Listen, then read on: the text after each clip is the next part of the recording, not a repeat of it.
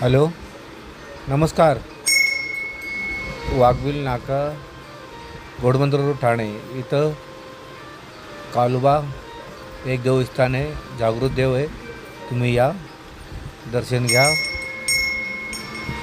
मनापासून दर्शन घ्या.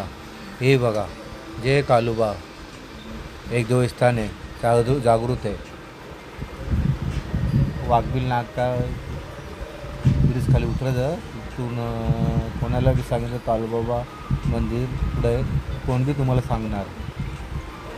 येऊन बघा एक बार, बाबाला दर्शन घ्या तुम्ही. आपले जागृत देवस्थान आहे. जय काळोबा, जय काळोबा, जय काळोबा देवस्थान. जागृत देव आहे.